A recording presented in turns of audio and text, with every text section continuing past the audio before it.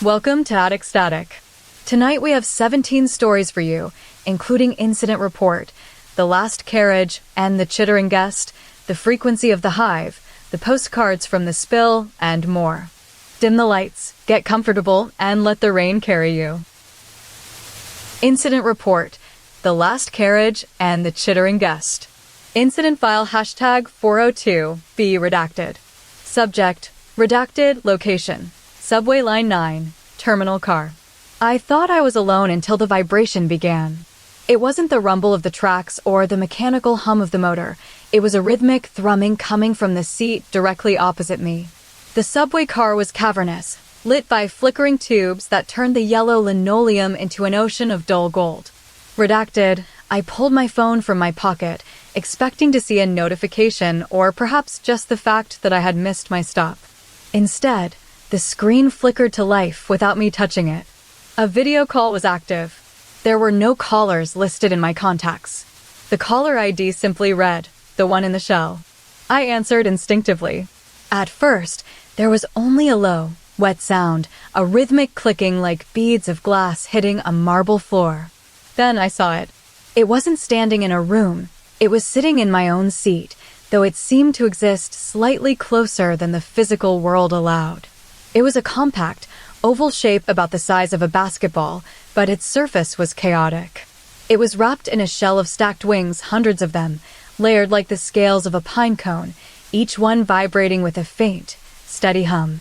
These weren't feathered wings. They were leathery and translucent, with veins that pulsed with a dim violet light. From the center of this wing shell poked a face that was less a head and more a cluster of sensory nodules. It had no nose, only a series of vibrating slits and a wide, lipless mouth filled with needle-thin teeth that didn't move when it spoke. It let out a sharp, chittering trill. "You were late," the thing said. Its voice wasn't a human sound. It was more like two stones grinding together underwater. I stared at the screen. On my side of the phone, the car was empty and silent. On the video feed, the entity was perfectly still in my seat, its wingshell shimmering as if caught in an invisible breeze. I realized then that it wasn't just appearing on my screen, it was reacting to my presence. Every time I blinked, the chittering grew louder. Redacted, I tried to hang up, but the end call button remained grayed out. The entity leaned forward toward the camera lens of my phone. As it moved, the stacked wings fanned out slightly, creating a soft word that echoed in the cabin. I could feel the temperature drop. "Do not move," it chittered. I froze. I noticed something strange about the background of its video feed. It wasn't just sitting in my seat, it was sitting in the exact same car as me, but the lights were different. In its world, the subway car was overgrown with crystalline structures that grew from the ceiling like frozen icicles. The entity opened its mouth wide, and a flurry of tiny, glowing spores spilled out, drifting toward the camera lens until they hit the screen and vanished. It reached out with a stubby, segmented limb, not a hand, but a jointed protrusion tipped with a blunt bulb. It touched the surface of the glass from its side. "I am hungry for the sound of your breathing," it clicked. Redacted, the car suddenly lurched to a halt. The screech of the brakes was deafening, but on the video feed, there was no movement, only the entity, which seemed surprised by my sudden jerk. It blinked its multiple nodules and let out a long, mournful whistle that vibrated in my teeth. Then, the silence returned. I looked up from my phone, expecting to see the thing sitting in the seat opposite me in the physical world. I saw nothing. The seat was empty. The car was still. But when I looked back down at the screen, the entity was still there, its mouth hanging open, waiting. It hadn't vanished. It had simply moved from my screen into the space behind my phone. I felt a sudden, heavy weight land on my shoulder. A wet, chittering sound erupted from directly behind my ear, not from the speakers of the phone, but from the air itself. Redacted, I didn't turn around. I knew if I did, I would see it was no longer on the screen, but was now using my own shadow as its new shell. The frequency of the Hive. To the class of 2024, those of you still present in the seats, congratulations. You have survived the transition from potential to reality. But as I stand before you today, looking at the empty chairs where your friends should be sitting, I want to tell you about a night that redefined my understanding of solitude. It was 4 a.m., that bruised hour of the morning when the house breathes in rhythm with the sleepers. I was standing in our kitchen, the linoleum cold beneath my heels, holding a mug of tea that had long since gone lukewarm. The only sound was the hum of the refrigerator, until I turned on the old transistor radio resting on the counter. It was tuned to a frequency that shouldn't have existed, a crackling, static-heavy station that felt less like music and more like a secret being whispered across a vast distance. At first, it was just white noise, a rhythmic hiss like salt hitting a hot pan. Then, the voice emerged. It didn't come from a human throat. It sounded like 1,000 tiny bells chiming in unison, perfectly synchronized to form words. "You were thinking about the blue sweater," the radio hummed. I froze, my mug halfway to my lips. The blue sweater was tucked away in the bottom drawer of the dresser, a gift from my mother that I hadn't worn in 3 years. It wasn't just a memory. It was a specific thought I had held only moments before the static broke. "And you are wondering if the floorboards will groan when you finally decide to move," the radio continued. The voice was melodic, but lacked the warmth of a human tone, possessing instead an eerie, collective resonance. It began to name things, not just objects, but fragments of my internal landscape. It spoke of the time I tripped in the park as a child, the specific taste of the burnt toast from breakfast that morning, and the exact shade of regret I felt when I failed my first piano recital. The more it spoke, the more the kitchen seemed to shrink around me. Every secret I had ever tried to bury, the petty jealousies, the quiet fears, the dreams I was too afraid to voice, were being pulled out into the open air by that buzzing frequency. It wasn't just reporting my secrets, it was cataloging them as if it were building a map of my soul. Then, the sound changed. The crackle intensified, and a physical weight began to press against my shoulders. From the shadows beneath the kitchen table, they began to emerge. They weren't one creature, but a swarm of small things, thousands of tiny, iridescent spheres about the size of marbles. Each sphere was covered in microscopic, velvet-like fuzz and possessed a singular, glowing amber core that pulsed like a heartbeat. They moved with a liquid grace, rolling over the linoleum and clinking against each other like a handful of gemstones. Though there were thousands of them, they spoke with one unified voice. "We are the weaver," the swarm hummed as it surged toward my feet. They didn't just roll, they pirouetted, swirling around my ankles in a glittering tide. I realized then that while they were many, they functioned as a single consciousness, a hive mind of tiny lanterns. The radio stayed silent now, as if the weaver had taken over the frequency entirely. It began to move toward me, the amber cores brightening until the kitchen was bathed in a warm, honeyed glow. One sphere drifted up to my face, hovering just inches from my nose. "You fear that people will see what is inside you," it whispered in that collective chime. I reached out a trembling hand, expecting to touch cold glass, but instead, my skin met something soft and vibrating. The swarm surged forward, engulfing my arm, then my chest, moving like a tide of glowing sand. They weren't just observing me anymore. They were absorbing the very essence of my presence. I felt my memories being pulled into their amber centers, turning from private thoughts into shared light. As the final sphere settled against my heart, the kitchen went deathly silent. The radio gave one final, sharp pop and died. The swarm sat perfectly. Still around me, a halo of tiny lanterns waiting for the next secret to be born. I stood there in the dark, no longer alone with my thoughts, but anchored by the weight of 1,000 small eyes watching me from the inside. The postcards from the spill. I didn't know my sister was lost in the mountain pass until the first postcard arrived on our kitchen table. It was a heavy, cream-colored card with an elegant script that none of us recognized. The ink was thick and slightly jagged. It read, "The snow is white today, but the air feels heavy." I laughed then, thinking it was just her poetic way of describing the early season avalanche that had cut the pass off like a jagged scar in the earth. But 3 days later, another arrived. This one was written in a shaky, frantic hand, not hers at all. It said, "The birds have stopped singing." I frowned. My sister's handwriting was usually steady and fluid, This new script looked as though it had been carved by someone who was running out of time. Then came the third. The handwriting was barely legible, almost like a series of rhythmic scratches across the paper. Something is watching from the cracks. By the time the fourth postcard arrived, the house felt colder. My sister hadn't sent it.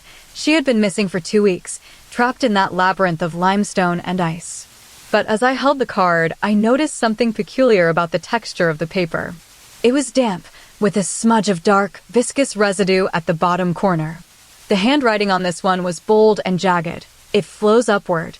My sister had been trekking alone when the avalanche hit, but these postcards were arriving in a chaotic sequence, their dates impossible to determine. One would be frantic, the next serene, each written in a different style of script that seemed to change every time I opened my eyes. It was as if multiple voices were speaking through one set of hands. The fifth card arrived on a Tuesday. The handwriting was smooth and rounded. The squirrel holds its breath. That evening, I sat by the fireplace and realized the progression. The postcards weren't just describing her journey, they were documenting the arrival of the entity. It wasn't a creature in the traditional sense. It was a spill of dark, a viscous, velvet-textured fluid that didn't pool on the ground, but climbed the walls like water falling toward the ceiling. It moved with a heavy, rhythmic pulse, dripping upward from the floor to the rafters, coating the jagged rocks of the pass in a coat of midnight silk. On the sixth card, written in a script so tiny it required a magnifying glass, it read, "The deer freezes."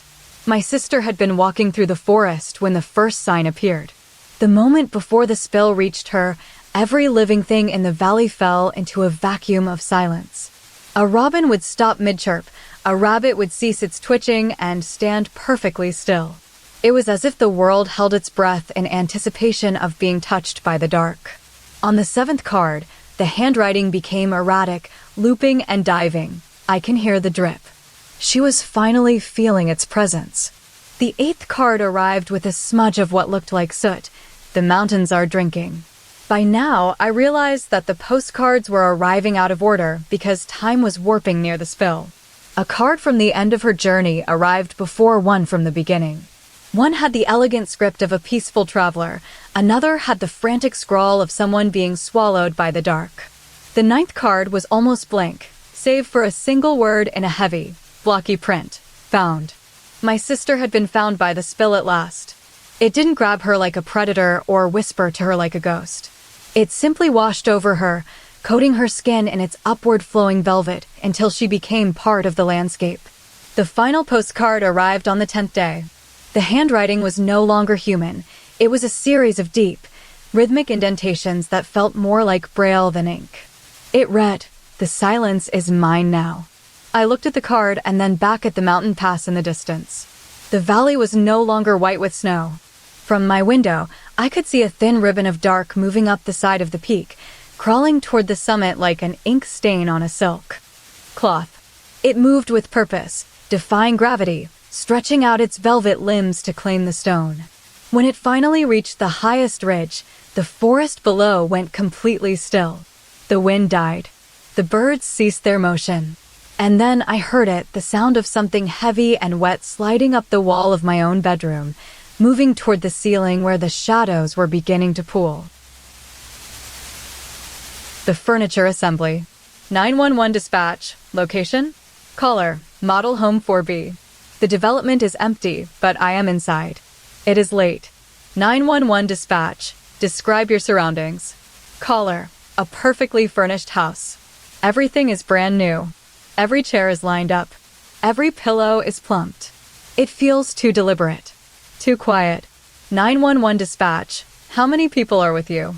Caller. Just me. Or I was.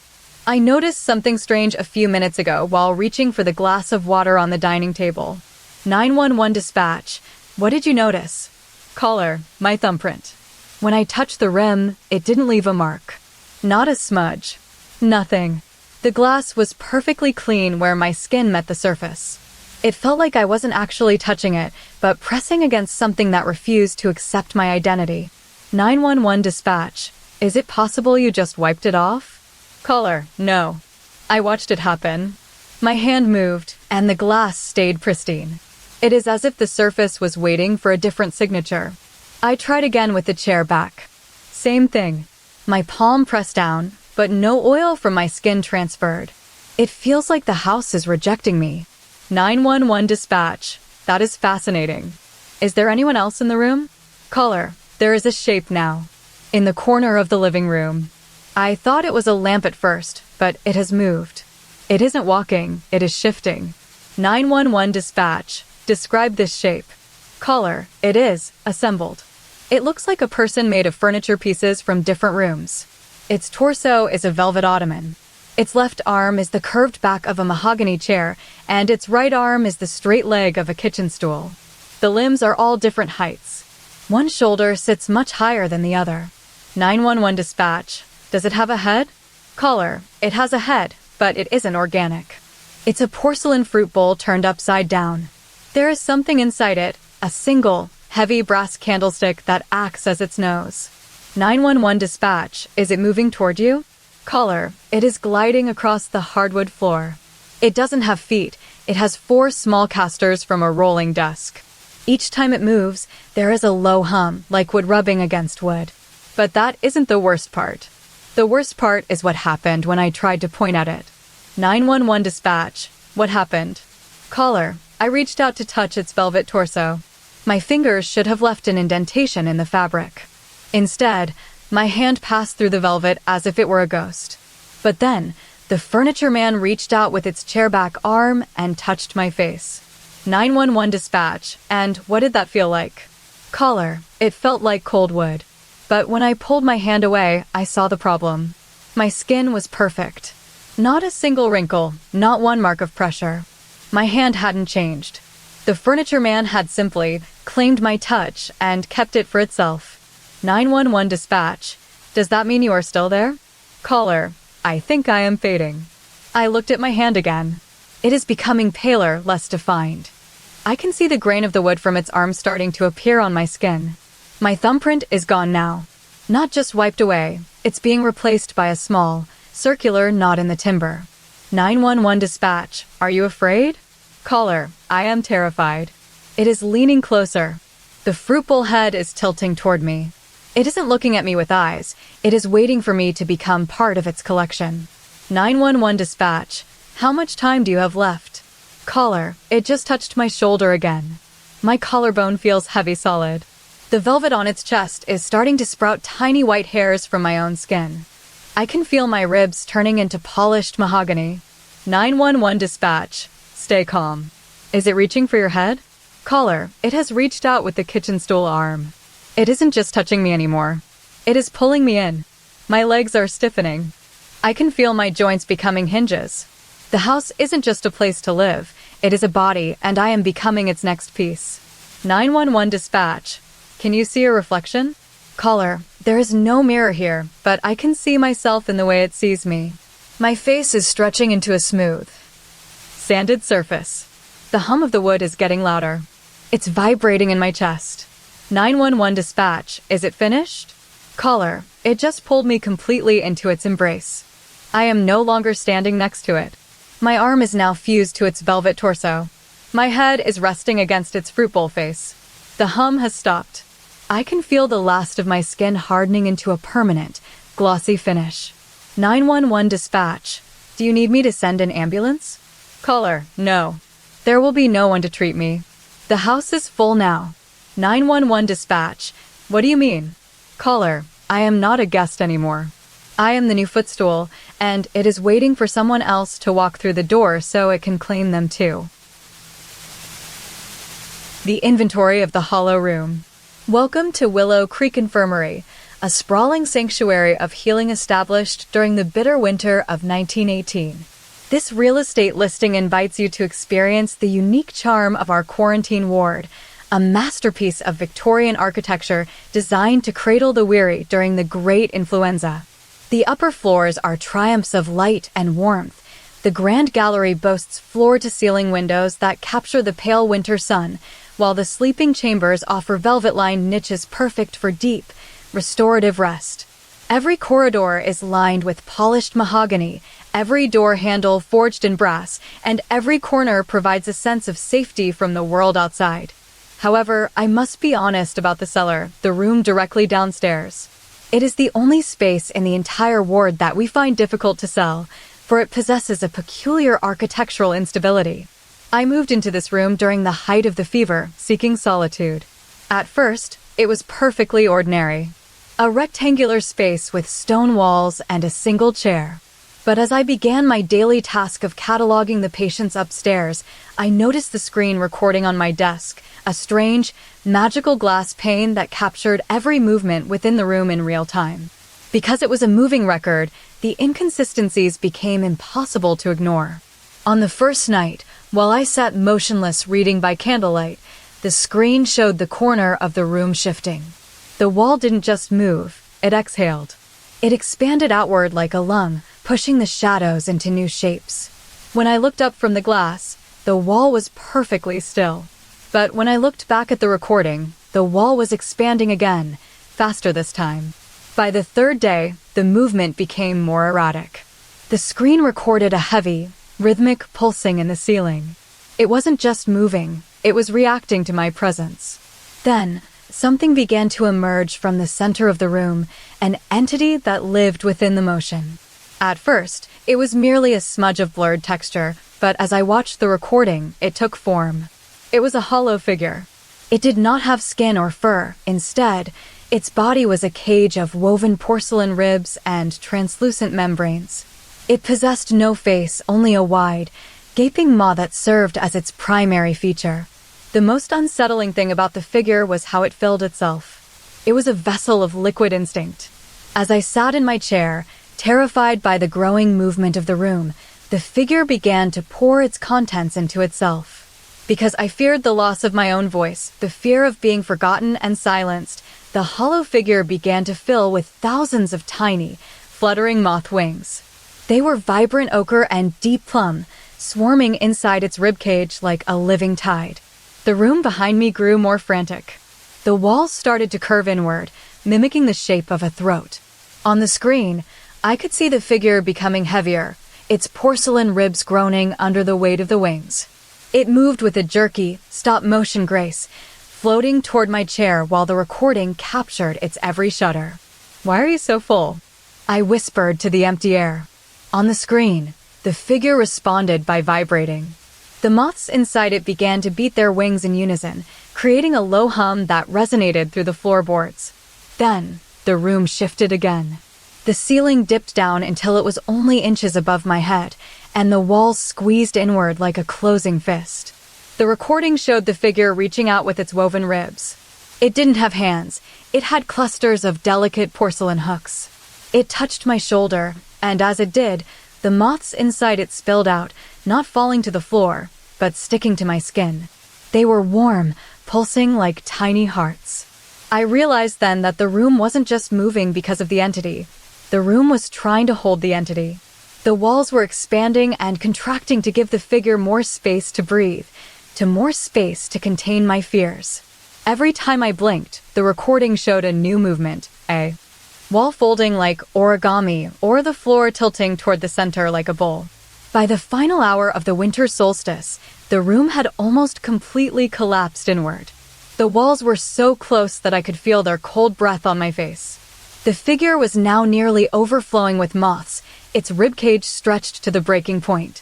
It hovered directly in front of me, a vessel of shimmering wings and porcelain bones. I reached out and touched its gaping maw. As my finger entered, the humming stopped instantly. Every single moth wing froze in place, turning into a hard, glittering shell of amber. The figure was no longer overflowing, it was perfectly satisfied.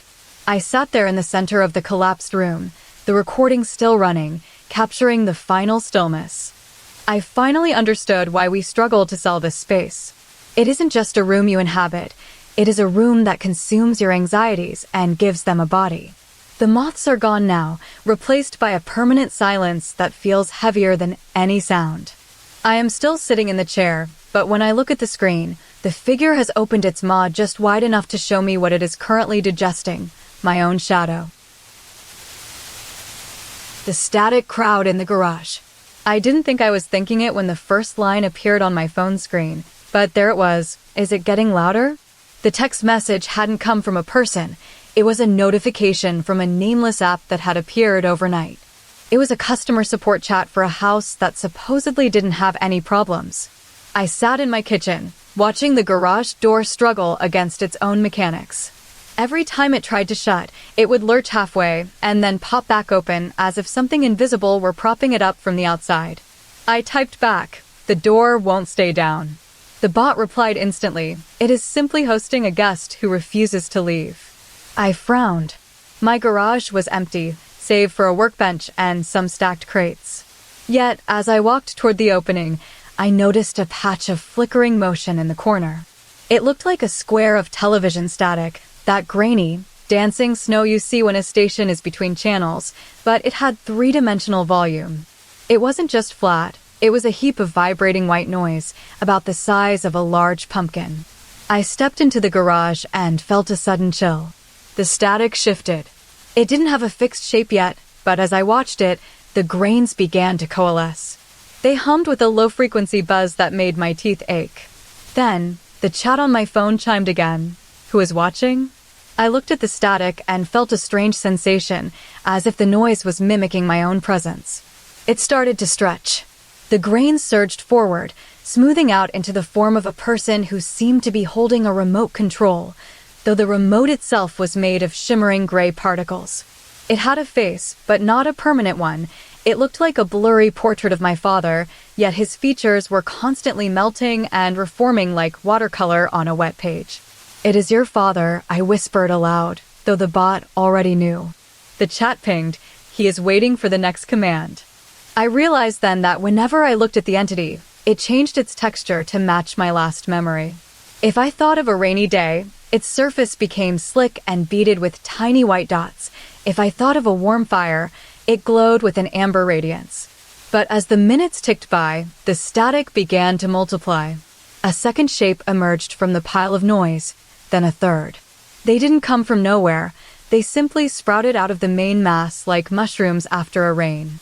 I counted them. 1, 2, 3, 4, but something was wrong. Every time a new shape appeared, it didn't have a unique personality.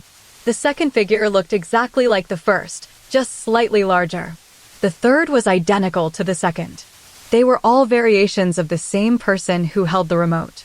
It was as if the entity was duplicating itself rather than creating new individuals. I walked deeper into the garage, my heart hammering against my ribs. Each time I blinked, more figures appeared. 10, 20, 30. The noise in the room became a roar of white static, a constant SHHH that vibrated in my chest. They were all standing there, a crowd of identical people made of flickering snow, each holding their own shimmering remote. I typed, "Why are there so many?" The bot answered, "They are not new arrivals.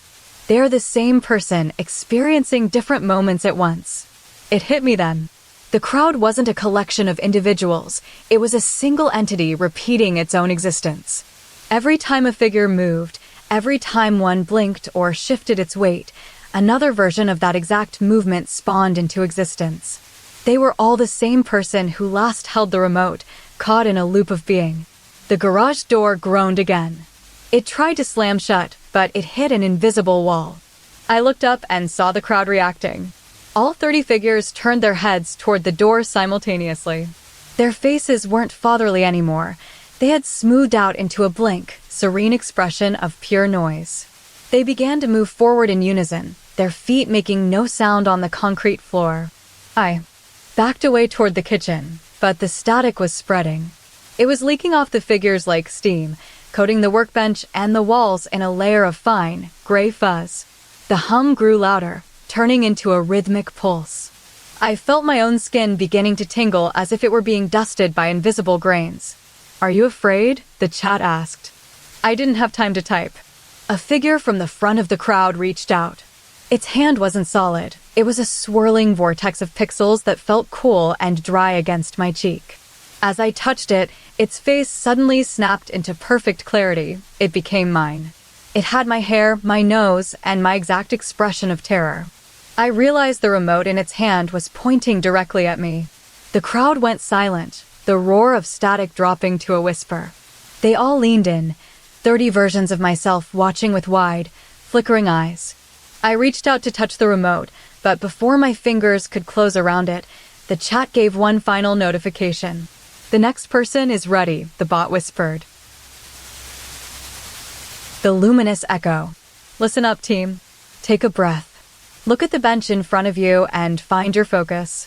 We have 3 minutes before the whistle blows, and right now, the air feels heavy, doesn't it? It's like we're standing inside a giant lung, waiting for the next inhale. You feel that pressure on your chest?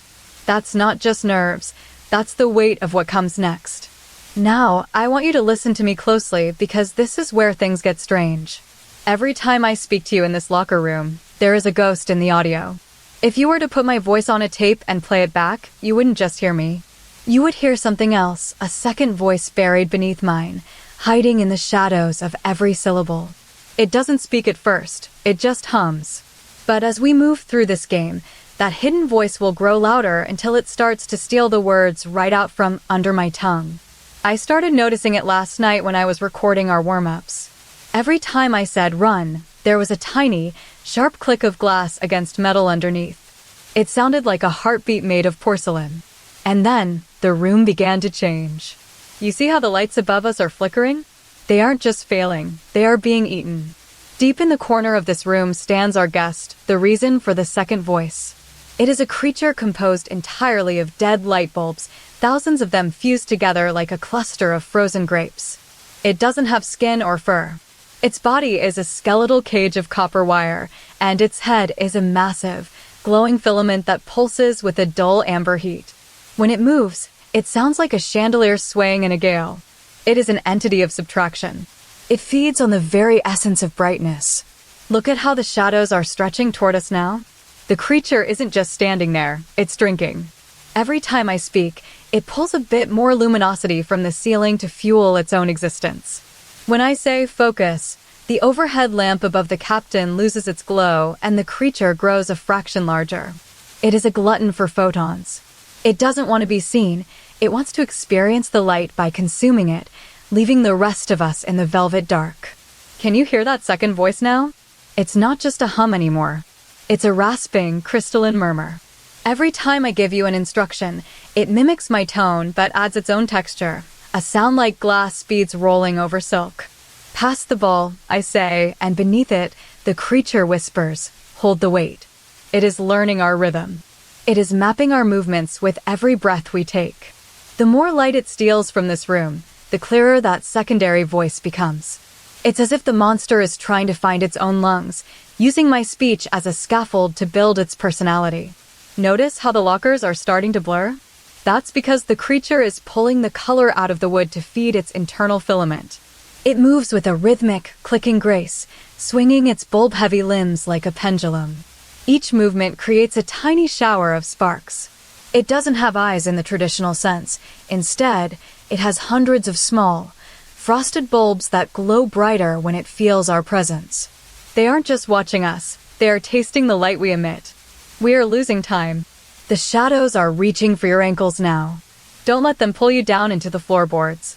We need to find our collective strength. When we step out onto that field, we carry the light with us. But remember, as long as we stay in this room, we are sharing it with the hungry thing. It is drinking the ceiling, drinking the walls, and slowly, methodically, drinking the very sound of my voice. Listen to the overlap now. It's almost perfect.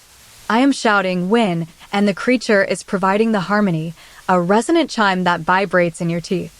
The room is nearly dim now, save for the pulsating amber core of the entity. We are moving into the final seconds. Don't blink. If you blink, it might take another inch of the room's soul. The lights are almost gone. Only one bulb remains above the center bench, trembling like a dying star. The creature has grown immense, its wire ribs spanning from wall to wall, its thousands of dead bulbs now shimmering with a stolen radiance. It is no longer just an observer, it is the atmosphere itself. My voice is becoming thin, stretched out like taffy, because the entity is claiming nearly every note I produce. There, the final second. Take that breath. Feel the coolness of the air as the last of the light vanishes into its core. It has taken the shadows, it has taken the colors, and it has taken the silence from our lungs. Now, step out into the arena. You are ready. The lights go out completely, and for a moment, there is total, suffocating void. Then I hear my own final word, go, but the second voice finally breaks free of my shadow to speak on its own. It doesn't echo in the room. It speaks directly into your ear from behind your shoulder, a tiny, shattering sound like a single bulb cracking under pressure. And as you turn to see what spoke, you realize the creature isn't just standing in the corner anymore. It is now hovering exactly where your face was a second ago. The inventory of the Unbought. I was assigned to the final sweep of the USS Acheron, a decommissioned submarine repurposed as an underwater museum. The tour groups had departed, leaving the hull to settle into its heavy, metallic silence. I carried my lantern like a flickering heartbeat against the damp chill of the corridor. My task was simple: ensure all artifacts were dust-free and that no stray tourists remained in the lower decks. It began in the galley, the submarine's pantry. It was an oversized walk-in larder, meant to hold months of rations for a crew that had long since vanished into history. As I pushed open the heavy iron door, I expected to find the skeletal remains of canned goods and dried biscuits. Instead, the shelves were overflowing with items that shouldn't have been there. There were jars of preserved peaches with skins as iridescent as oil slicks, loaves of bread still steaming with a faint, earthy aroma, and bowls of berries that looked like tiny, polished garnets. I hadn't bought these. The museum curators had noted the pantry was supposed to be empty for the transition between tours. I reached out to touch a jar of pickled ginger, but my hand stopped midair.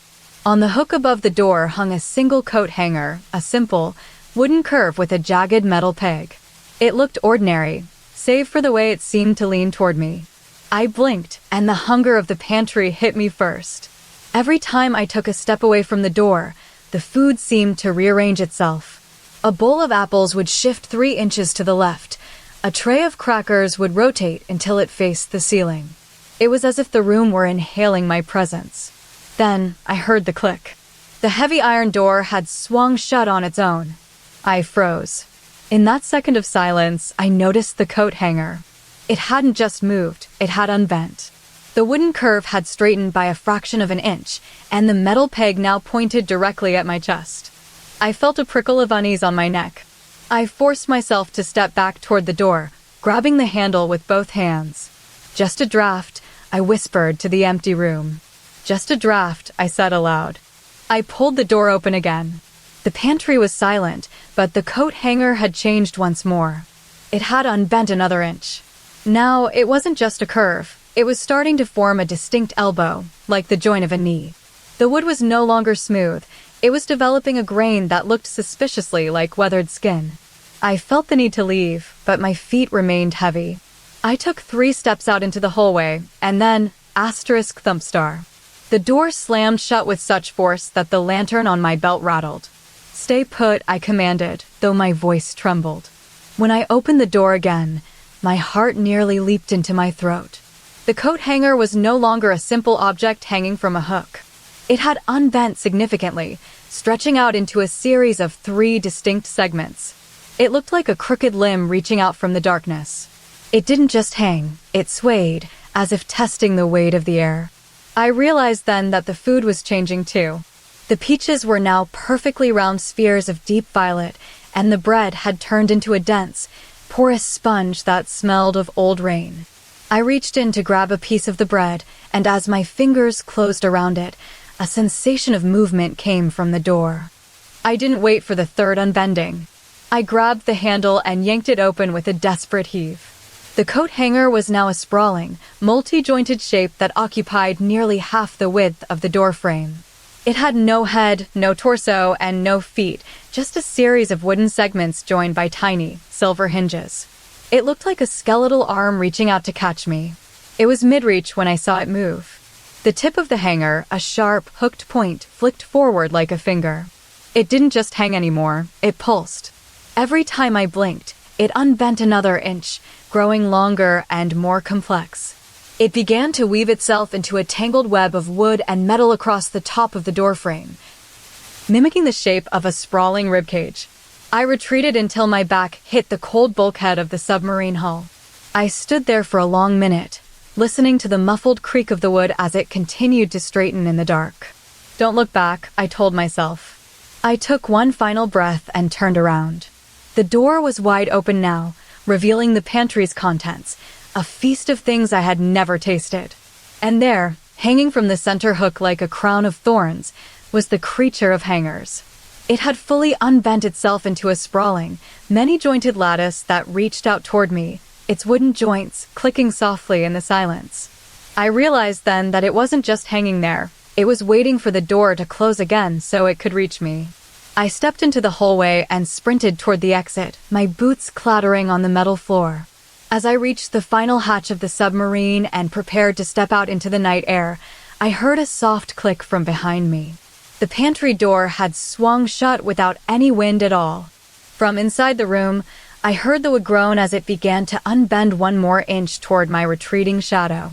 But as I reached for the latch of the final hatch, the shadows on the floor didn't just lengthen. They detached from the wall and began to crawl toward my feet like spilled ink, hungry for the weight of a new owner. The Street Viewfold. Incident Report, Shelter 4B, Sublevel 3.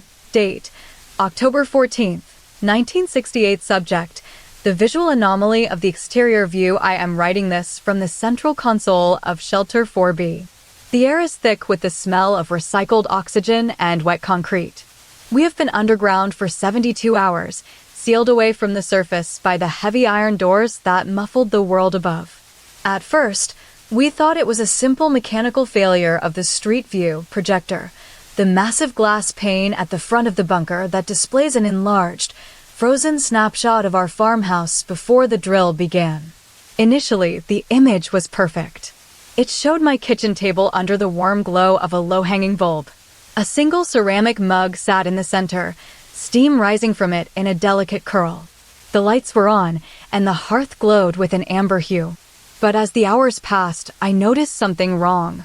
The image wasn't just a flat projection. It was becoming deeper. By hour 12, the light on the kitchen table began to pulse. It didn't flicker like a dying bulb. It breathed. Each time the light dimmed, the shadow of the mug elongated toward the edge of the frame, as if something were reaching for it from just outside our field of vision. I sat in my chair, staring at that frozen moment, feeling the weight of the earth above me. By hour 24, a movement occurred. It was minute, barely perceptible to anyone but an observer waiting with intent. A small crease appeared in the corner of the image, a fold in the fabric of the scene itself. Then came the sound. Not from the bunker, but from behind the glass. A rhythmic, wet clicking, like the sound of a heavy velvet curtain being squeezed by a damp sponge. I stood up and pressed my palm against the cool surface of the pane. "Who is there?" I whispered into the silence of the bunker. The answer was immediate. From the edge of the kitchen table in the projection, something emerged. It didn't walk, it unfolded. It was a creature of geometry and texture. It lacked a face in the traditional sense, possessing instead a smooth, porcelain-like shell that hummed with a low frequency. It had 12 legs, not joints of bone, but segments of overlapping chitinous plates, each tipped with a soft, suction cup pad. The entity didn't have eyes. It had 3 glowing vents on its crown that leaked a faint, violet vapor. I watched in stunned silence as the creature moved toward the warm spot where I had left my mug. It didn't just walk across the table. It folded itself into the space. As it reached the light, it tucked its 12 legs inward, collapsing its body like an accordion until it was a perfect sphere of nested plates. It sat there, perfectly still, occupying the very warmth that the projector provided. Then it began to change. The fold wasn't just physical, it was hungry. Every time the creature folded a pair of legs inward, a new detail appeared in the projection. A chair moved 3 inches to the left. A shadow on the wall grew taller. The entity was consuming the geometry of my house, folding the room into its own body. By hour 40, the bunker felt smaller. I could feel the pressure of the exterior world pushing against our glass window. The creature had folded so much of the kitchen that the table began to disappear into its center. It looked like a blooming flower made of armor and shadow. I reached out again, my hand trembling. My fingers touched the glass, and for a second, I felt a ripple. "Are you lonely?" I asked. The creature responded by folding its primary legs in a rapid-fire sequence. The sound was like a deck of cards being shuffled underwater. In response, the kitchen image began to shrink. The walls moved inward, the ceiling lowered, and the light grew intensely hot. It was as if the entity were pulling my house into itself, one fold at a time. By hour 60, there was no more kitchen left. There was only the creature, a massive, complex sphere of folded plates sitting in a void of its own making. It had swallowed the table, the chair, and even the steam from the mug. The projection was now almost entirely occupied by this singular, geometric marvel. It stopped folding. It sat there, perfect and complete, glowing with the stolen warmth of my home. But then it did something unexpected. A single fold opened at the very top, a small, crescent-shaped gap. I leaned in close, my nose almost touching the glass. I expected to see a mouth or perhaps a cluster of eyes. Instead, I saw a tiny, wet protrusion of flesh peek out from the center of the folds. It wasn't part of the creature's shell. It was something else entirely. It looked like a human thumb, tipped with a single nail, twitching in the heat. I realized then that the entity wasn't just mimicking my house. It was archiving it. As I sat back in the chair, the bunker felt colder than before. The creature remained perfectly still, its 12 legs tucked tight against its core, holding my kitchen like a treasure inside a shell. I realized with a jolt of terror that as the entity finished its final fold, the door to the shelter began to groan. It wasn't the wind or the earth. The glass pane was no longer a barrier, it was a gateway. And something on the other side was starting to push through. I looked at the creature one last time before the sound of the cracking glass filled the room. I saw that thumb move again, and then a second one appeared next to it. It wasn't just holding my house anymore, it was starting to pull me in. The Pulmonary Threshold. I am writing this because I need to know that someone, somewhere, is listening. You might never reply, but the act of recording it makes the memory less heavy. It happened 3 months ago, during a shift at St. Jude's Memorial. The hospital was in its late-night lull, that hour where the frantic energy of the day has bled out and the sharp, clinical scent of antiseptic feels almost suffocating. I was heading down from the 4th floor toward the pharmacy, my footsteps echoing against the polished tile like rhythmic heartbeats. I stepped into the elevator, the heavy doors sliding shut with a familiar, satisfying click. I pressed 1, expecting the usual smooth descent. Instead, halfway between floors, the elevator gave a shuddering groan that seemed to vibrate through my very marrow. The cables hummed, then strained, and suddenly it froze. The lights didn't die instantly. They flickered like a dying pulse before settling into a dim, jaundiced yellow that cast long, distorted shadows in every corner of the small cab. Silence followed, a heavy, pressurized silence that made my ears pop, as if I had been plunged underwater. At first, I tried to press the button for the lobby repeatedly, but the mechanism felt sluggish, as if the elevator were submerged in thick honey. Every time my finger pushed down, there was a faint, muffled resistance, a mechanical sigh that suggested the gears were fighting against an invisible weight. Then came the sensation of the air. It wasn't just a draft, it was a rhythmic expansion and contraction. Every time I stood perfectly still, a wave of humid, floral-scented warmth washed over my face. It was a strange, organic perfume, reminiscent of crushed lilies and damp earth. It felt like standing near a sleeping giant's nostrils. The air moved in a steady pulse, moving from the corners of the small metal box toward the center, swirling around my shoulders like an invisible tide. I looked at the floor indicators, but they were useless. The numbers were frozen in a blur between levels. I was somewhere in a pocket of liminal space, suspended in the in-between. To break the tension, I took a step forward. The moment my heel hit the linoleum, the breathing stopped. The air went still, as if held in suspense. As soon as I became still again, the warmth rushed back, stronger this time, pressing against my chest with more urgency. It wasn't just air. It felt like a deliberate exhale from something vast and hidden nearby. I leaned toward the gap between the elevator doors. In the darkness of the shaft, there was something pooling. At first, I thought it was a shadow cast by some jagged protrusion in the metal frame, but as I stared, the shape began to define itself. It was an entity that defied the laws of skeletal structure. It was boneless, resembling a mass of iridescent, wet muscle that behaved like spilled mercury. It didn't have a face in the traditional sense. Instead, it had a surface covered in tiny, pulsating velvet ridges that rippled whenever it moved, like the skin of a deep-sea creature caught in a gentle current. It lived beneath the door, oozing into our small sanctuary. It didn't walk or crawl so much as it flowed, spreading across the floor like a thick, sentient syrup. It was translucent, and inside its body, I could see flecks of amber light shifting like embers in a fireplace. I held my breath, terrified that even the smallest movement would invite it closer. The warmth increased until I could feel the humidity clinging to my skin, making my hair frizz and my clothes feel heavy.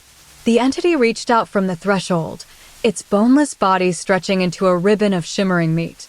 It didn't have claws. It had tiny, vibrating cilia at its edges that hummed against the metal floor with a sound like a distant hive of bees. I realized then that the elevator wasn't just stuck between floors. It was docked in a pocket of time where this creature lived, a momentary intersection between my world and its own. Every time I paused, it reached out to taste my stillness, probing the air with those shimmering ripples. When I moved, it retreated into the depths of the shaft, folding back into itself like an accordion, waiting for me to surrender to the quiet again. It was a patient watcher.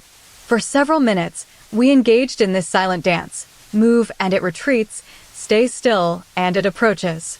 The tension grew until my muscles ached with the effort of remaining motionless. After 20 minutes of this dance, the elevator suddenly lurched. The cable shrieked a high-pitched metallic wail that pierced the heavy silence. The car plummeted 3 feet before the machinery caught it with a violent jolt that threw me against the sidewall. The doors slid open with a metallic rasp. I was on the second floor. I stepped out into the hallway, where the overhead fluorescent lights hummed in their usual steady drone. The warmth vanished instantly, replaced by the dry, neutral temperature of the ward. The creature was gone, retreated back into the abyss of the shaft. I walked to my station and sat down, my hands shaking slightly as I reached for my coffee, trying to ground myself in the familiar routine of the hospital. I thought I was safe now, that the entity was just a trick of the atmosphere, a hallucination born of exhaustion and a malfunctioning motor. But then, as I sat there in the silence of the ward, I felt it. A tiny, damp pressure against the back of my neck. It wasn't a shadow or a breeze. It was the sensation of a single, velvet ridge pressing against my skin from behind, even though the elevator was far away. I realized that while the door had closed on its world, it hadn't quite finished following me into mine. The architect of yesterday. Photo 1. My father and I stand before the skeletal frame of our new home, the timber beams reaching toward a bruised purple sky. He smiles, pointing at the empty space where the living room will be. Photo 2. A close-up of my hand resting on a pile of bricks, my thumb marking a spot he calls the hearth. Photo 3. The house in winter, half finished and shivering under a blanket of frost. My father stands by the porch, his silhouette sharp against the white. Photo 4. I am 5 years old, sitting in the center of the mud-slicked foundation. Father is kneeling before me. He says, "Remember how we used to dance here when you were just a baby?" I look at him confused. I remember no dancing. There was only the silence of the dust. Photo 5. A study of my father's face. He looks puzzled by my confusion. He insists that the music was constant, a melody of viols and harps. I tell him I remember only the smell of wet cement. He laughs and says, memory is a fickle thing, but the heart never lies. Photo 6. The house is almost complete now. The walls are up, painted a pale cream. We move in for the night. The air smells of fresh pine and sawdust. Photo 7. I am lying in my bed, watching the shadows stretch across the ceiling. Father sits in a chair by the door. He tells me to sleep, but his voice has a slight tremor. "It's almost finished," he whispers. "The house is waiting for its final guest." Photo 8. Midnight. The silence of the construction site is heavy. I hear a sound from the hallway, a rhythmic, wet thud. It isn't a footfall. It sounds like something soft hitting the floor and pulling itself forward. I sit up. The door creaks open an inch. Photo 9. A glimpse of it in the doorway. It is not a man. It has a torso like a smooth river stone, but its limbs are strange. It moves on two thick knees that point outward at 45-degree angles, like the joints of a compass. Its skin is the texture of hammered copper, and instead of hair, it has a crown of iridescent scales. It doesn't have eyes. It has 3 horizontal slits across its brow that pulse with a faint amber light. Photo 10. I watch it move toward my bed. It doesn't walk. It slides forward on those outward-pointing knees, the copper skin making a metallic hum against the wood. It stops at the foot of my bed and leans in. Its mouth opens, a vertical slit that reveals rows of flat, pearly teeth. Photo 11. Father enters the room, his face pale. He watches the entity as it reaches out with a limb that has 3 joints instead of 2. "You remember now," he says softly. I look at the creature and feel a jolt of electricity. Suddenly, the music starts, the viols and harps from my father's memory. It isn't coming from the air. It is vibrating out of the creature's copper ribs. Photo 12. The entity moves closer.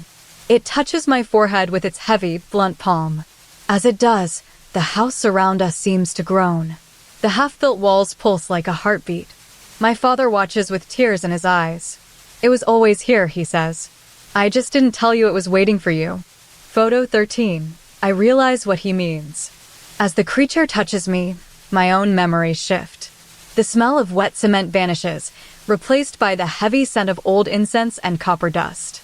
I see a vision of the house fully built, but not with wood and stone. It is made of woven silk and bone, stretching into an infinite garden. Photo 14. The entity pulls back. Its amber slits glow brighter. It turns its heavy body toward my father, and then back to me. It makes a sound, a low, vibrating hum that feels like a secret being told in your marrow. Father takes my hand. "It remembers you before you were even born," he whispers. Photo 15. The house is fully finished now, though we haven't placed a single piece of furniture. The walls are no longer cream. They are the color of a bruised plum. The creature sits in the center of the room like a throne. I sit on the floor beside it, my hand resting on its copper flank. Photo 16. We go to sleep in the completed house. The construction is over. The entity remains in the corner, its 3-jointed limbs folded neatly against its stone-like chest. It is perfectly still, save for the pulse of its amber slits. Photo 17. Morning comes. I wake up and see my father sleeping in his chair. The creature is gone from the corner. I look toward the hearth where it had been resting. There are 3 deep indentations in the floorboards, exactly where its knees had pressed down. Photo 18. I stand up to greet my father, but he doesn't move. He looks like a statue of salt. I walk toward the door, but then I see it again. It is standing behind me, its copper skin gleaming in the morning light. It isn't just a guest anymore. It has become part of the house itself. Photo 19. The creature reaches out and touches my father's shoulder. As it does, his salt skin cracks and he turns into a pillar of smooth, white wood. He is part of the architecture now. I feel a sense of peace, but then I look at the creature's brow. Its amber slits are blinking in unison with my own heartbeat. Photo 20. The house is silent, save for the hum of the copper skin. I realize that the entity isn't just moving through the house, it is weaving our lives into its frame. Every memory I have of my father is now etched into the walls like grain in wood. I look at the creature one last time before I sit down to join them. It leans its heavy head toward me, and for a moment, its amber slits reflect my own face. I realize that the reason my father remembered the music so clearly was because he had already become the melody, and now it is my turn to be the wood. The Clockwork Void. The ice didn't just crack, it sighed. It was a deep, resonant groan that traveled through the soles of my boots, a subterranean ache from the frozen lake beneath my feet. Spring had arrived, but the water remained stubborn, holding onto its winter weight until the surface tension began to fray and buckle. I stood alone in the center of the vast expanse, the air tasting of iron and old snow. It was a cathedral of white, suspended over an abyss that felt heavy with secrets. At first, the silence was absolute, but as the minutes stretched, I realized it wasn't true silence. It was the sound of something missing. Every time I blinked, I could feel the rhythmic pulse of my own heart competing with a strange, external thrum, a sensation of something pulling at the marrow of my shins and the hollows of my collarbones. It felt as though my own skeleton was becoming less mine and more a shared architecture. The entity wasn't standing in front of me. It was settling into me, weaving its presence through my ribs like silk thread being pulled through a needle. It emerged from the nearest fracture, not as a ghost, but as a pocket of absolute stillness where a clock's ticking had been meticulously removed. It looked like a ripple in reality made solid. Its body was composed of overlapping, translucent scales that shimmered with the color of bruised plums and wet slate. Instead of a face, it possessed a smooth, featureless dome of iridescent porcelain, and for limbs, it had sweeping arcs of bronze-colored cartilage that moved with fluid grace. It didn't walk so much as it flowed, its weight displacing the air around it until I felt my own skin tighten to accommodate its proximity. As it drew near, my own movements began to mimic its erratic rhythm. When it surged forward, my lungs expanded. When it paused, my breath hitched in perfect synchronization. I took a tentative step forward, my voice trembling as the frost crystals danced around us. "Who are you?" I asked, the sound feeling thin in the massive void of the lake. The entity didn't speak with a mouth. Instead, its porcelain dome pulsed, and my own vocal cords vibrated to produce a voice that felt borrowed, like a garment I had just put on. "I am the pause between the seconds," it replied, the sound echoing inside my skull rather than in the air. It drifted closer until its bronze limbs brushed against my shoulders. I felt a sudden, sharp ache in my chest, as if two hearts were trying to beat in the same cage. My memories began to blur, not because they were fading, but because they were being layered with something new. I saw flashes of a forest that had never existed and felt the phantom sensation of wings I didn't possess. The entity was claiming more than just space. It was colonizing my anatomy. It was settling into my bones like a tenant moving into an empty house, rearranging the furniture of my consciousness. I realized then that I wasn't just observing it. I was being overwritten. My left arm felt heavier, pulling toward its right side. The texture of my skin began to take on a slight shimmer, reflecting the plum hue of its scales. "Tell me your name," I whispered, feeling my own identity begin to fray at the edges. "I am the silence where the pulse used to be," it repeated, and as it spoke, my jaw moved automatically, following the cadence of its thought. It was a seance of movement, a psychic loop where I became the vessel and it became the occupant. Every time it spoke, I felt my own bones creak like old wood adjusting to a new weight. The lake groaned again, a deeper shudder than before. The ice beneath us thinned until we were both balanced on a precarious sheet of crystalline glass. I could feel the entity's presence sinking deeper into my pelvis and spine. It was no longer just a guest. It was becoming the foundation. My own sense of self was receding, moving toward the back of my mind like a retreating tide. I reached out to touch its porcelain dome, but my hand moved before I consciously commanded it. The motion was graceful, sweeping. And, perfectly balanced, it was its movement, not mine. When my fingers made contact, the surface wasn't cold or warm. It felt like the sensation of a memory you can almost remember. It was the feeling of a Sunday afternoon in a house that had been burned down 50 years ago. "Am I losing myself?" I asked, the words coming out with a melodic lilt I hadn't possessed moments before. "You are shedding your shell," it replied, its bronze limbs curling around my torso like protective vines. "The bones are becoming mine. The marrow is becoming us." As we stood there, the ice gave a final, catastrophic crack. The sound was deafening, yet I didn't flinch. My body reacted with a serene stability that belonged to the entity. The thinning ice began to sink away from our center point, creating a small island of solid white in a sea of groaning fractures. I could feel my ribs expanding to hold its weight, and my spine curving to match its elegant arch. It was a perfect integration of geometry and spirit. Finally, the movement stopped. The pulse synchronized perfectly. There was no longer a distinction between where my skin ended and its scales began. My heartbeat had slowed, settling into that same pocket of stillness where time seemed to hold its breath. I looked down at my hands and saw them shimmering with plum light. The entity was fully seated within the architecture of my frame. I took one last breath, a deep intake of frost-laden air that felt like it belonged to both of us. I stood still, no longer an observer, but a living gallery for its quiet existence. When I finally spoke, the voice was no longer mine at all. It was the echo of something that had lived in the gaps of time forever. "We are home," I said, and as the words left my lips, I realized with a jolt of terror that while I could still move my limbs, I was no longer the one deciding where they went. The extra exposure. I am the last one left. The heavy iron doors of the deep vein mining camp have grown shut, sealing out the howling wind of the tundra. My crew is 3 days away by sled, leaving me behind to perform the final inventory and oversee the packing of the equipment. It is a lonely task, but it feels honest. I prefer the company of machines and stones to the erratic energy of people. At least a rock doesn't expect you to explain why you are standing next to it. By the third hour of solitude, the silence began to feel heavy. It wasn't just the absence of sound, it was the weight of what remained.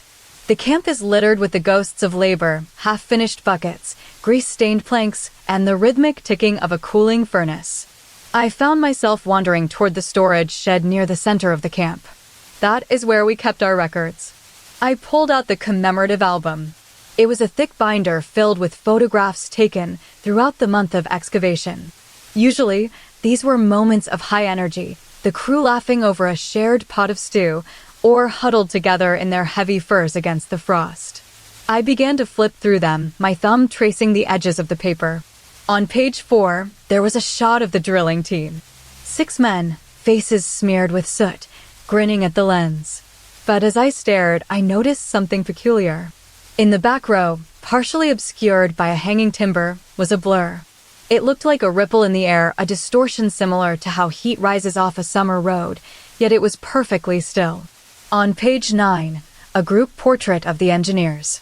8 people were clearly visible, but there was a 9th presence. It sat on the far left, its shape defined by a slight shimmer that seemed to bend the light of the lanterns. When I blinked, I thought it was just a trick of the lens, a smudge of dust. But when I looked again, it was there, a steady, vibrating hum of color and form. I felt a strange prickle on my neck. "Who is that?" I whispered to the empty shed. There was no answer, only the distant drip of melting ice. I turned the page. Every single photo now had it. In every group shot, from the smallest pair to the largest crowd, there was an additional figure. It wasn't a solid body with distinct features. Instead, it looked like a suspended teardrop of liquid mercury mixed with amber light. It didn't have a face in the traditional sense. Rather, its surface rippled as if it were constantly inhaling. It was always in the same spot, never the center, but always just slightly off balance. In one photo, it stood behind the foreman. In another, it sat perched on the shoulder of the youngest miner. It seemed to be a constant, an extra soul woven into our collective memory. "The person no one can name," I muttered. The crew had joked about it during the final week.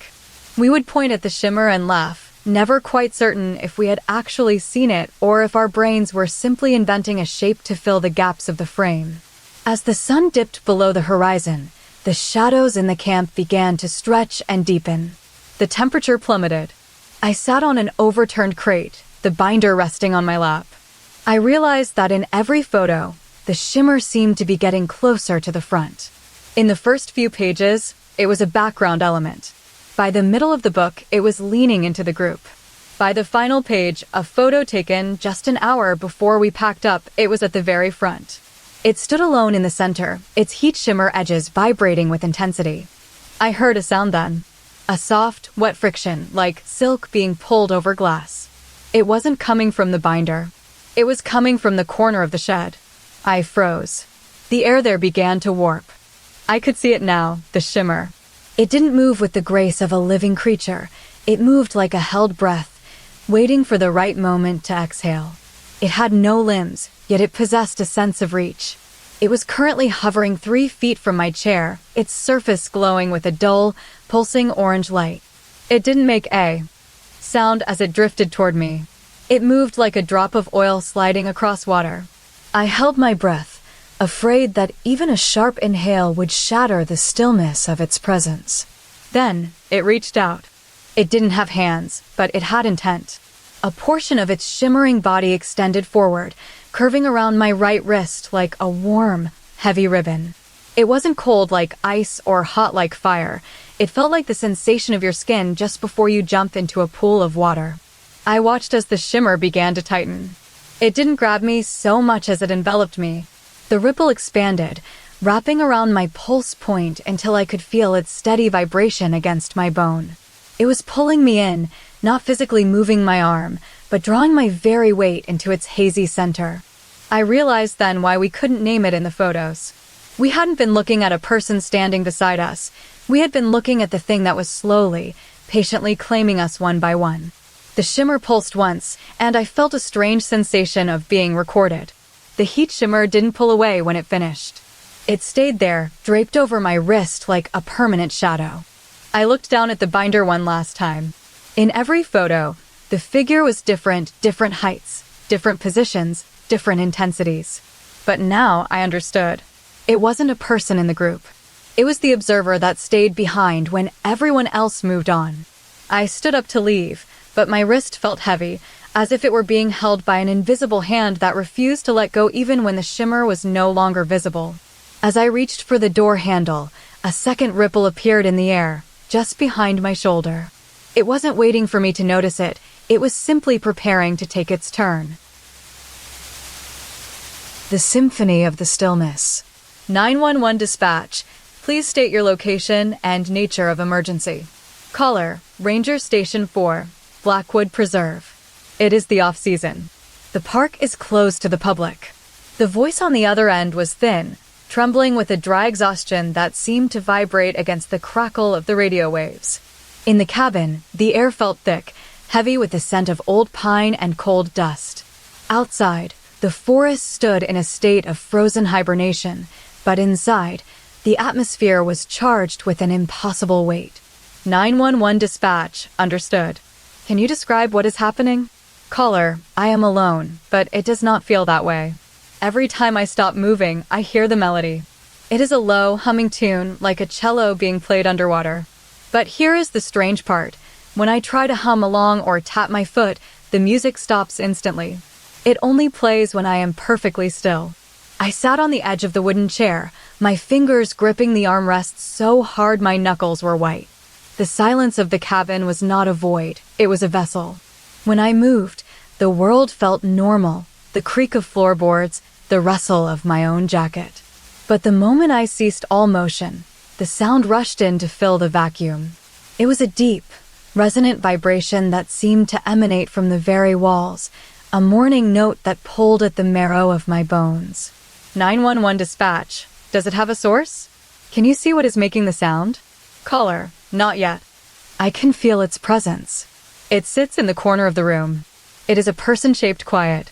It doesn't just inhabit the silence, it consumes it. I turn my head slowly, trying not to let the movement break the spell. In the far corner, where the shadows pooled like spilled ink, something stood. It was a silhouette against the dim light, a tall, slumped human form that seemed to occupy space without taking up much room at all. 911 dispatch. Describe this person-shaped quiet. Caller, it is shaped like a tall, slumped human, but its surface looks like hammered copper mixed with velvet. Instead of hair, it has hundreds of tiny, translucent needles protruding from its scalp.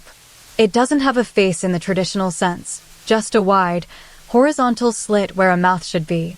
When I move my hand toward it, the air feels heavy, as if the atmosphere is being sucked into a vacuum. I reached out a trembling hand, barely an inch from its side. The sensation was visceral.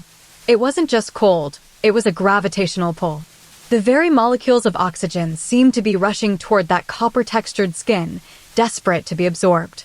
I could see the needles on its head shivering slightly, as if they were tuning themselves to the frequency of my fear. 911 dispatch. You said it drinks every sound made within arm's reach. Can you explain that?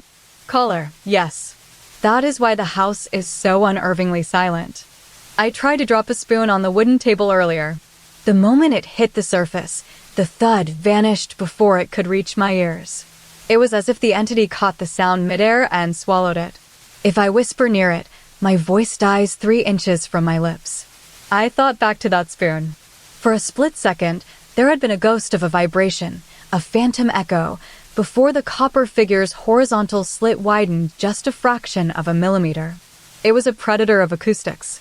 I began to type on the small desk, the clack of the keys sounding dull and muffled, as if the entity were sipping my keystrokes one by one before they could fully bloom into noise. 911 dispatch, is it moving toward you? Caller, it moves when I don't notice it. It glides like a puck on ice. Every time I blink, it is an inch closer. The melody is getting louder as it approaches. It's no longer just a hum. It has become a complex, mourning wail that vibrates in my teeth. I felt the floorboards beneath my feet begin to thrum. The distance between us was shrinking. With every blink of my eyes, I saw it glide, a seamless, ghostly slide across the floor. It didn't walk. It simply existed closer than it had been a moment before. The cello-like wail grew sharper, more insistent, weaving through the air like a physical thread. 911 dispatch. How far away is it now? Caller, it is standing right in front of me. I can see the copper texture of its skin shimmering. The needles on its head are vibrating. It was so close now that I could see the tiny imperfections in its hammered surface. It looked like a masterpiece of ancient metalwork, yet it breathed with a rhythmic, organic pulse. The needles were dancing, creating a shimmering halo around its head. 911 dispatch. Don't move. Caller, I am trying not to move, but it is hungry. I can see the slit for a mouth widening. It isn't just waiting for me to make a sound. It is waiting for the last one. The melody is reaching a crescendo. I held my breath until my lungs burned. The humming was now a roar of silence, a dense wall of sound that felt like it was pressing against my chest. I could see its horizontal mouth stretching, preparing to take in the finality of the room's remaining noise. 911 dispatch. What happens if you make a sound? Caller, if I speak, it will take my voice forever. I can feel it pulling at the vibration of my heartbeat. I felt it, the literal tugging on my ribs. The entity wasn't just listening to my heart, it was drinking the rhythm of my life. It wanted the pulse. It wanted the thrum. 911 dispatch. Stay still. Just keep typing. Caller, it just reached out. One of its copper-textured limbs touched my shoulder. The sound of my own heart stopping was swallowed before I could hear it.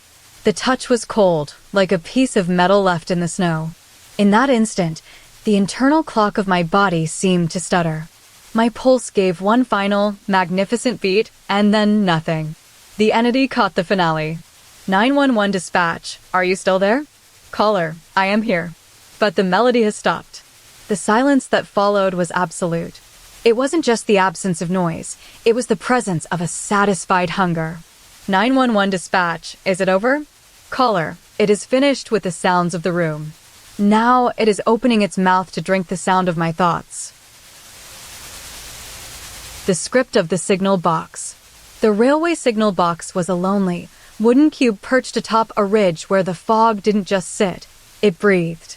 My job was simple. Watch the lights, flip the levers, and ensure the midnight freight trains passed through the valley without colliding with the ghosts of previous journeys. It was a quiet life, governed by the rhythmic clack-clack of iron on steel and the heavy, damp smell of wet pine. But one Tuesday, during a shift so thick with mist that I couldn't see the tracks beyond the platform, the wind began to change. It wasn't just a draft anymore, it was a voice. At first, it was faint, a low hum that vibrated in my molars. Then, it became distinct. Elias, it sighed as I stepped out onto the porch to check the pressure gauges. It didn't sound like a human throat forming the word, but rather the friction of silk rubbing against velvet. Every time I was inside the box, the wind was silent. The moment my boots hit the wet gravel outside, it whispered my name. I started noticing things on the walls of the signal box that weren't there before. They were marks, tiny, precise strokes of ink that appeared as if by magic. At first, I thought they were water stains, but then I saw the curves of the letters. They were my own handwriting. Every morning, when I entered the cabin, a new line would appear on the timber walls. The fog is heavy tonight. The script was perfect, mirroring the way I slant my T's and loop my Y's. But as the week progressed, something peculiar happened. The letters began to lean. It started with a single E in the corner of the ceiling that tipped 3 degrees to the left. Then, the next day, another letter leaned 4 degrees to the right.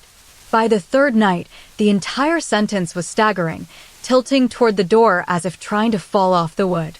The wind grew more insistent with every passing hour. It no longer just whispered my name. It began to speak in short, jerky fragments of thought. Elias, come out. Elias, look up. Each time I stepped into the mist, the wind would catch me, a physical push against my chest that felt like a steady hand. And every time I returned inside, the handwriting had multiplied. It wasn't just sentences anymore. It was an entire autobiography of my day, written in my own hand, but with more urgency than I could have managed alone. The letters were beginning to crowd each other, leaning so far that they almost touched, creating a forest of slanted ink.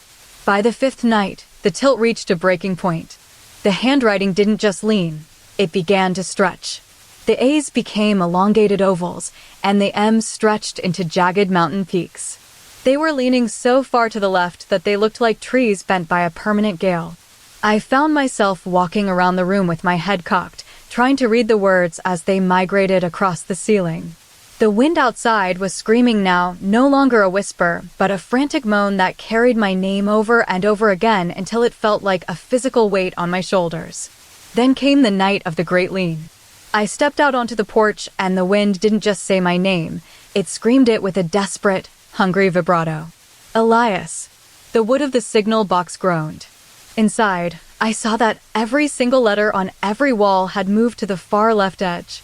They were huddled together like spectators at a play, leaning so sharply that they were almost horizontal. But in the very center of the room, there was one new word that hadn't been there before. It was my name, written in a script so steep it looked like it was falling off the wall entirely. I reached out to touch the ink, and my fingers didn't hit wood. They dipped into something cold and slightly tacky. The ink wasn't just on the surface, it was sinking into the grain of the timber. As I watched, a new letter formed, a tiny I, and then another. They weren't just appearing from nowhere anymore. They were being pulled out of my own shadow. Whenever I moved, the ink followed, mimicking my posture, leaning toward whatever. Part of me was currently in motion. I decided to stay inside for 1 hour without looking at the walls, but the wind was relentless. It pulled at my coat, trying to drag me into the mist. Elias, it pleaded, its voice sounding like 1,000 dry pages turning at once. I finally looked up and saw that the handwriting had reached the ceiling. The letters were no longer just leaning, they were beginning to grow downward, hanging like heavy fruit. They were dripping ink onto my hair and shoulders. Then the movement changed. The letters stopped leaning left. Instead, they began to move toward me. They weren't just static marks anymore. They were migrating. The S's crawled like slugs. The O's rolled like marbles. They gathered in a cluster above my head, hundreds of them, all tilting inward toward my face. I felt a strange pressure, as if the ink was trying to bridge the gap between the wall and my skin. I realized then that the wind wasn't just calling me. It was inviting the handwriting to inhabit me. The more I watched, the faster they moved. They were hungry for space. One W detached itself from the wall and floated into the air, spinning like a propeller before landing on my forehead. Another H landed on my chin. The wood of the signal box began to feel hollow, as if the handwriting was sucking the substance out of the timber to fuel its own expansion. I grabbed a piece of charcoal from my desk and tried to write something, a simple stop. But as soon as I pressed the charcoal to the paper, the letters on the walls reacted. They didn't just stay put, they lunged at my hand.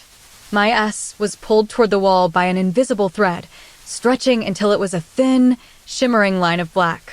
The wind died down suddenly, falling into a vacuum of silence that felt heavier than the fog. For a moment, there was no sound, no movement.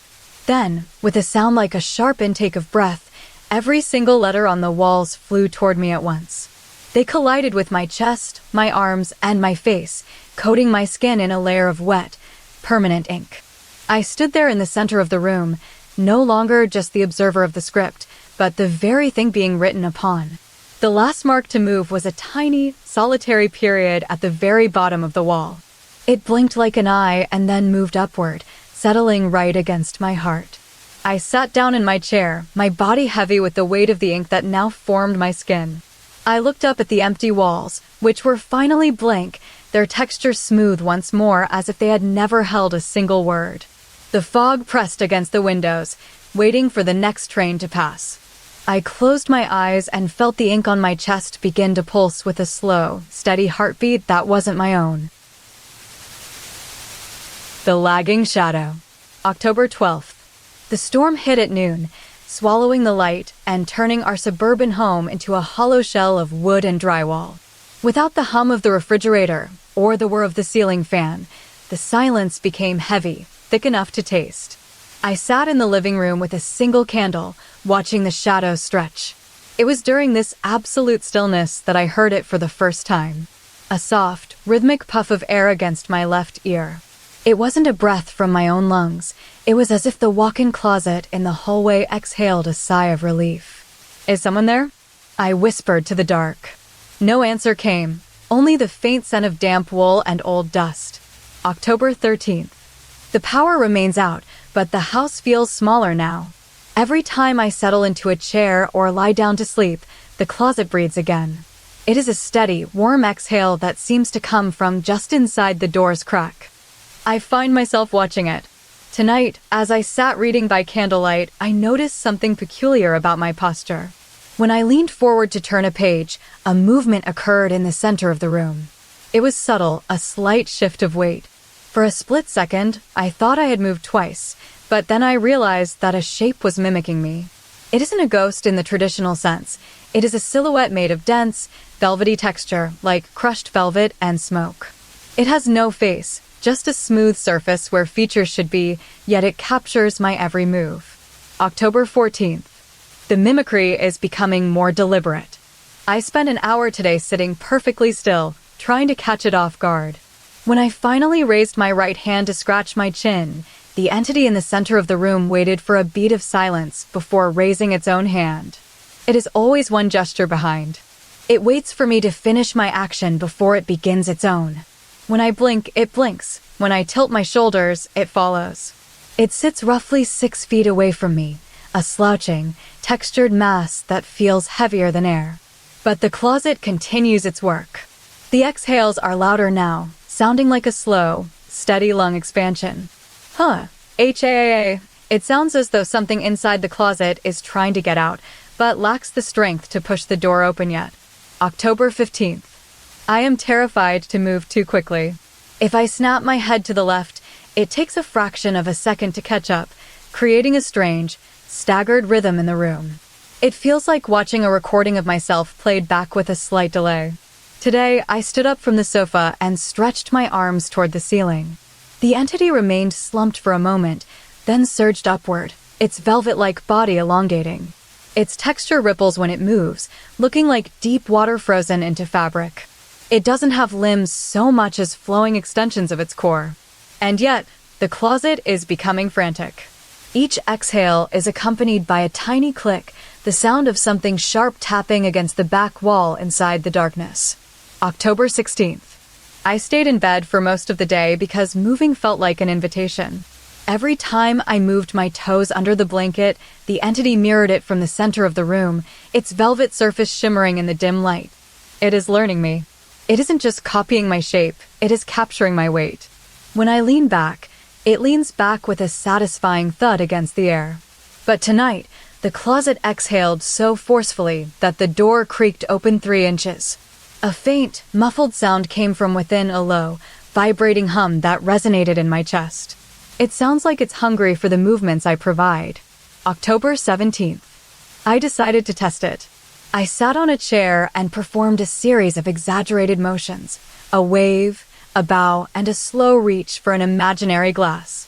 The entity followed with perfect precision, though each movement felt slightly more fluid than mine. It is as if it wants to be me, but it can never quite catch up in real time.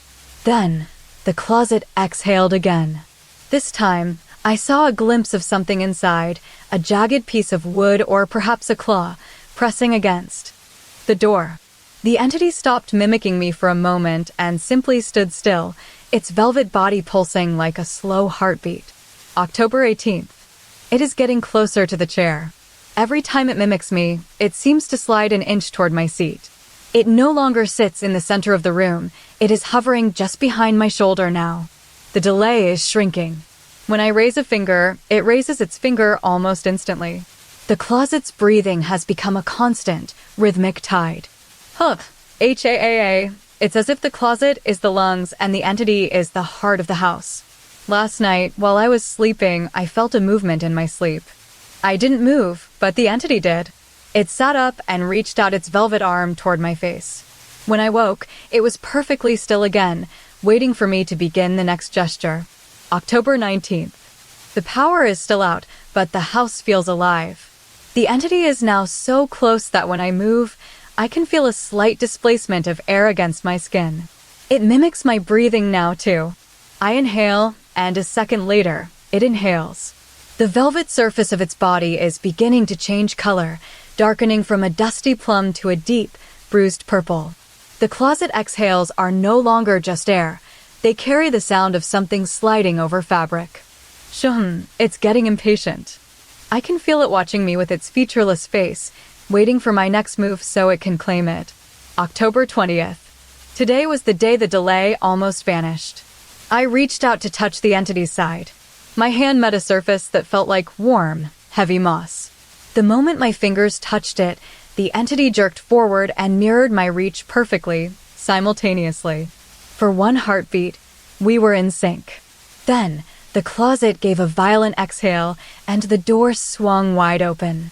Inside, I saw a glimpse of something huge and looming, a shape that looked like a mountain of velvet folds. It isn't just a breathing room, it's a nesting ground. October 21st. The power finally returned an hour ago, but I didn't turn on the lights because the entity prefers the shadows. I sat in my chair and did one final thing. I raised both hands and held them out wide, then slowly lowered them to my sides. The entity followed, its movements now nearly instantaneous. It is no longer just a copy. It feels like a shadow that has gained weight. As I finished the motion, the house fell into its usual silence, but the closet didn't exhale. Instead, the door stayed wide open, and from the darkness within, I heard a new sound, the unmistakable sound of something heavy moving toward the edge of the wood. I sat perfectly still in the chair, my arms at my sides, waiting for it to move next, but when I looked into the closet, the entity was no longer in the center of the room. It was standing right in front of me, leaning forward with its velvet face just inches from mine, mimicking the exact expression of surprise I hadn't even made yet. The unit of delayed echoes. I have spent the last 6 months working the graveyard shift at the Vault, a sprawling self-storage facility nestled in the industrial outskirts of the city. It is a place of silence and heavy concrete, smelling of dust and cardboard. My job is simple: walk the aisles, ensure the lights are humming, and check that the customers haven't left their minds behind in their boxes. However, everything changed last Tuesday when I found door 402. Until then, the aisle was a dead end, a solid wall of corrugated metal where nothing existed but shadow.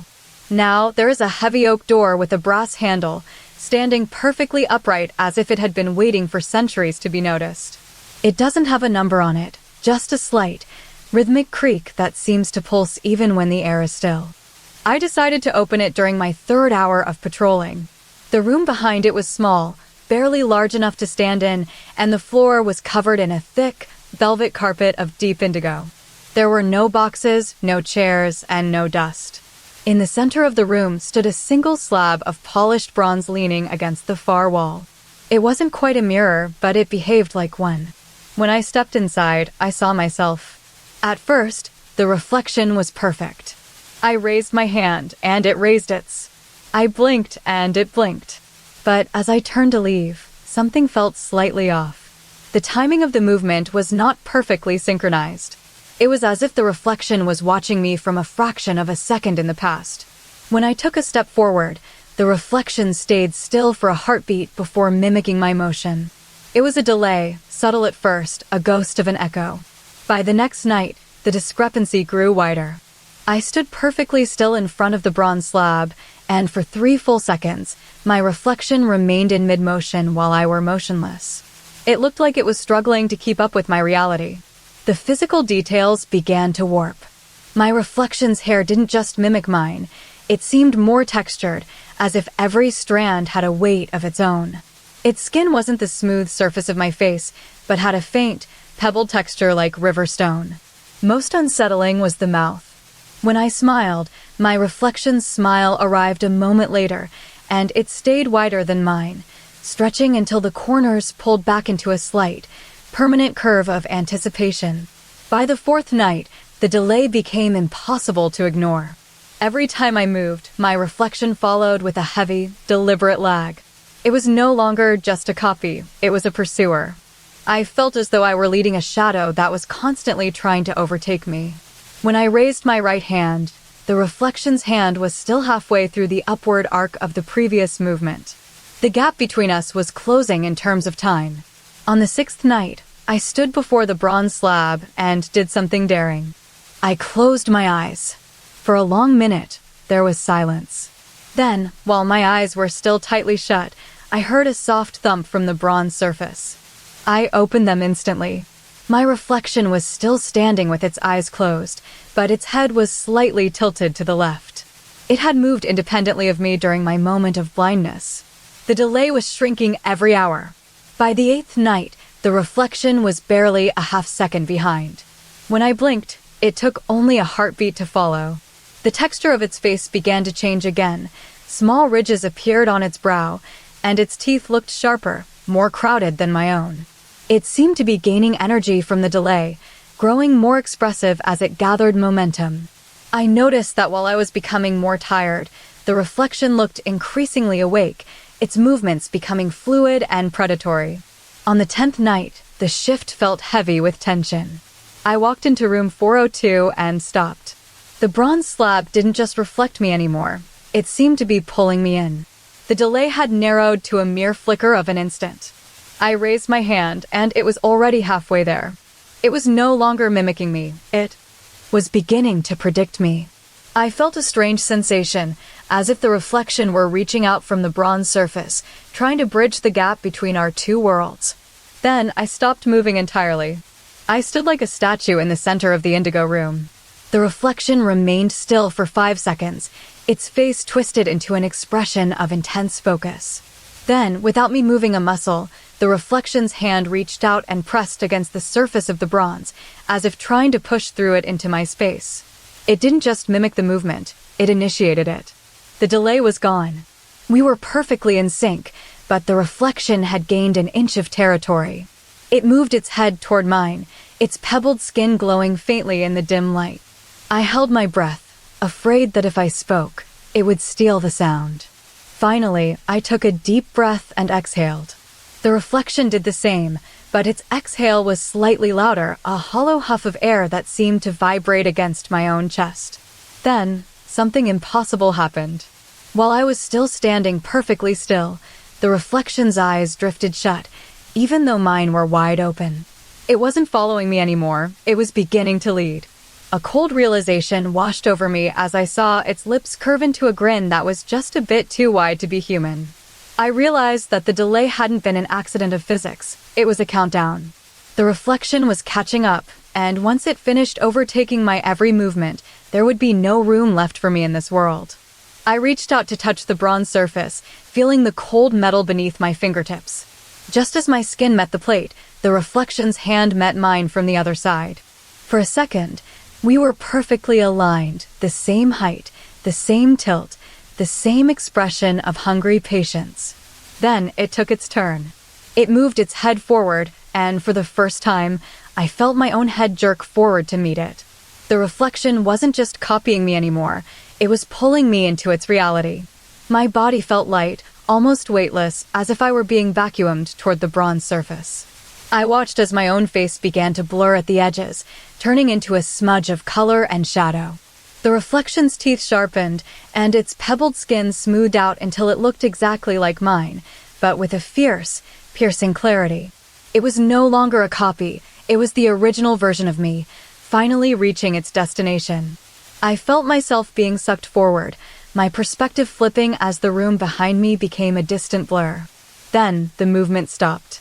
The transition was complete. I felt the surface of the bronze press against my face with a firm, solid pressure. There was no more delay. There was only the sensation of weight and the feeling of something solid pressing against my cheek. When I finally opened my eyes, I wasn't looking at the room anymore. I was looking out from within the bronze, staring back at the small indigo room. My body remained standing there, perfectly still, but it felt different. It felt like a vessel that had just been occupied.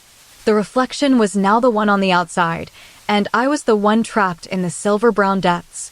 I could feel my own heart beating against the bronze, a muffled thud that echoed through the metal. The entity on the outside took a step back, its movement smooth and confident. It looked at its new hands with a sense of ownership. Then, it turned toward the door, ready to walk out into the hallway of the storage facility. I watched it from my new home, seeing it move with a grace that was slightly more deliberate than mine had ever been.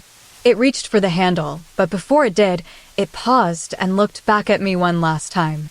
Its eyes didn't just reflect the light, they seemed to hold a spark of recognition.